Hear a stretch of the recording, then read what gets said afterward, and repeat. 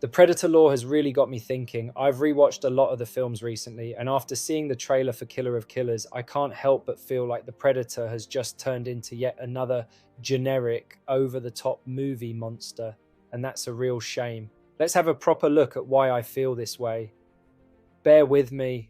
I might sound like a moany old misery guts or a nostalgia merchant, but I promise there's a point to all this. And let me know in the comments if you agree, or if you think I'm completely off my rocker. Let's go back to where it all started, the original Predator film from 1987. Now, I won't waste time rehashing the whole plot, we all know it, but just think about how the Predator was portrayed. He wasn't some mindless beast. He was stealthy, precise, and almost professional, a hunter in the truest sense of the word. Every kill served a purpose. Every action had intent behind it. He didn't just kill for the sake of it. He killed for the sport, for the challenge, and for the trophy. You see that in the way he moves. Hawkins, taken, Blaine, killed, and then revisited to take the body. Billy, skull and spine ripped out and collected. It was a proper methodical hunt. Even when things got tricky, like when Dutch covered himself in mud and vanished from the Predator's thermal vision, the Predator didn't lose the plot. He adapted. He got frustrated, sure, but he respected Dutch and ended up fighting him one-on-one. Stripped his gear, took off the mask, and gave him a proper scrap. Because that's what the original Predator was about. Honor, challenge, and the thrill of the hunt. It was never just about piling up bodies. And here's something that's always stuck with me. After Blaine was killed, Max sees it happen and gives chase. Then the whole team unloads into the jungle. But what does the Predator do? He doesn't fire the plasma cannon and wipe them all out in one go. And he definitely could have.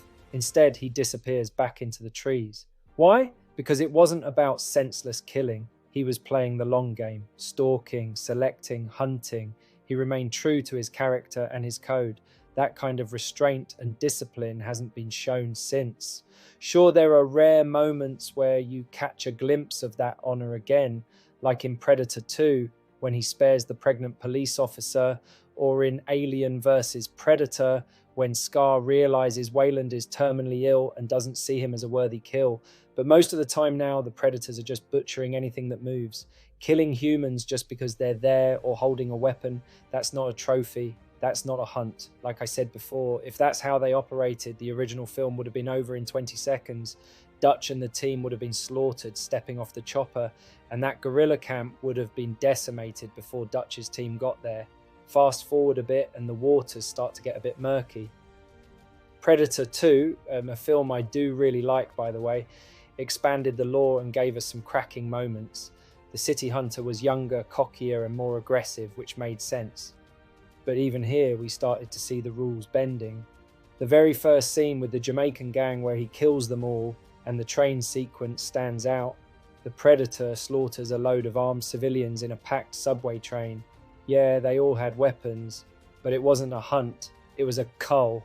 No trophies were taken, no sign of that methodical behavior from the jungle hunter in the original.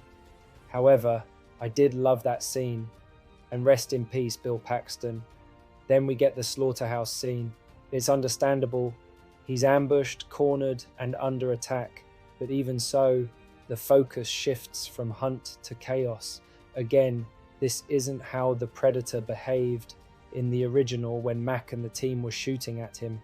And once the Predator changed his vision mode so he could see the enemies, it was just a great scene and great action, but doesn't align to what we'd seen before. By the time we get to Alien vs. Predator, things go south. The idea of a ritual hunt inside a pyramid, using xenomorphs as prey, brilliant. Scar, the main Predator, showed some restraint and even formed a brief alliance with a human, but when the Predators arrived, they just slaughtered the humans on the surface before heading into the pyramids. So again, acting differently, as the hunt was for them to kill xenomorphs, not really humans anyway. Then AVP. Requiem does okay, by the way. Surprising. The wolf Predator, as cool as he is, acts differently, but the story does explain this kind of. He's there to clean up and hunt the Predalien. But I'd say this film, bar one or two errors, is the closest in terms of sticking to a code and the Predator behaving like we expect. He was there to do a job, not just kill anyone. It was a very clear target for Wolf, the Predator.